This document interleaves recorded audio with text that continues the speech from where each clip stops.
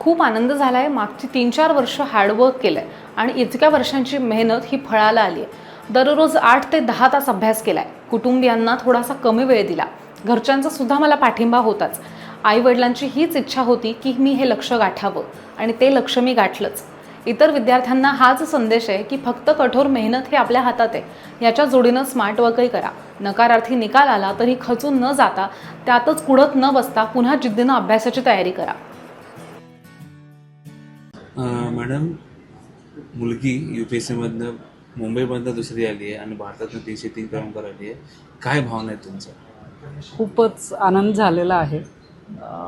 महाराष्ट्रातून आम्ही ज्या भागातून येतो तिथून जिजाबाईंचा येसूबाई किंवा असा जुना वारसा परंपरा मिळालेला आहे आणि त्याच्याप्रमाणे तिने तिचं एक्झिस्टिंग करिअर आणि बाकीच्या गोष्टी करत करत ती ह्याच्यामध्ये पास झालेली आहे. तिचं कष्ट आणि मेहनत खूप मोठी आहे. आम्ही तिला सपोर्ट केलेला आहे. तर तिने असंच उत्तरोत्तर प्रगती करत जावी आणि जो जुना महाराष्ट्रामधला आपला वारसा आहे स्त्रियांचा, व त्या जिजाबाई असो, येसूबाई असो किंवा अलीकडच्या काळातल्यासुद्धा ज्या सगळ्या स्त्रिया वेगवेगळ्या क्षेत्रात आघाडीवर आहेत, तिथे तिने नाव करावे. आणि आमच्या फॅमिलीमधून अशी एखादी मुलगी UPSCची एक्झाम पास होती आहे, ही आई म्हणून मला तरी खूप अभिमानाची गोष्ट आहे. मॅडम, मुलगी दुसऱ्या क्रमांकावर आली आहे मुंबईतनं. कशा प्रकारे तिचा अभ्यास असायचा? कशा प्रकारे घरात काही प्रोग्राम असतील तर कशा प्रकारे तुम्ही तिला मोटिवेट केलं होतं? ती खूप डिसिप्लिन्ड आहे. तिला कधी अभ्यास कर म्हणून सांगावं लागलं नाही.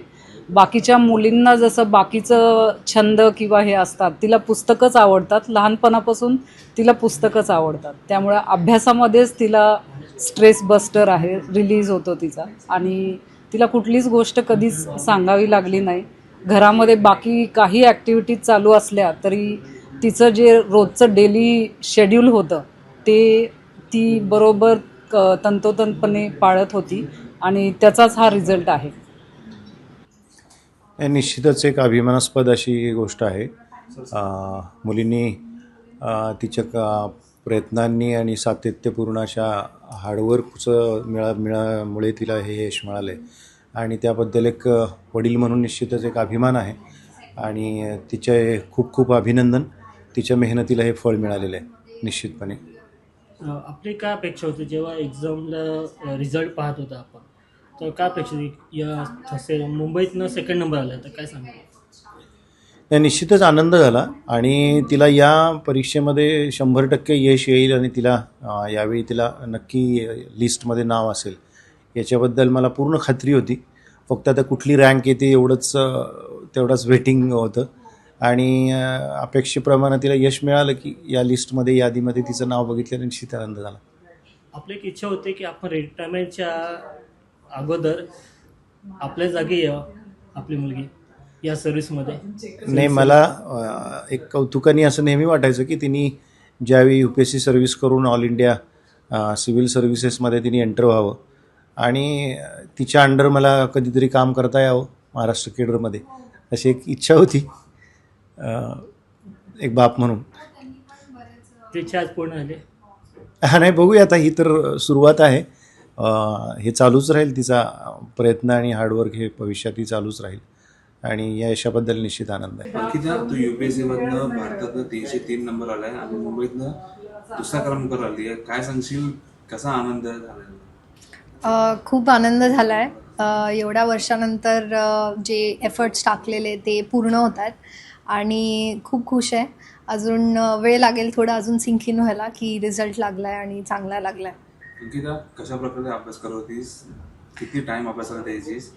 घरच्यांना पण टाईम देत होतीस का? हे मागचे 3-4 वर्ष जे चालू होते माझे UPSCचा जो माझा प्रवास होता, तसं फ्रॉम डे 1 बऱ्यापैकी मी कन्सिस्टंट किंवा हार्डवर्क जे आहे ते कन्सिस्टंटली एफर्ट्स पुट इन करत होती. जेवढा वेळ आपण देऊ शकतो मिनिमम मी 8 ते 10 तास दिवसातले देत होती आणि तो जास्त देण्याऐवजी रोज तेवढे किंवा कन्सिस्टंटली तेवढं देणं. जेव्हा आपण लो आहोत किंवा तेव्हा पण तेवढाच अभ्यास करणं, हे दॅट वॉज माय गोल. आणि घरच्यांना थोडा कमी वेळ देत होती, कारण अभ्यास तेवढा होता आणि घरच्यांचा पण त्याला पूर्ण पाठिंबा होता.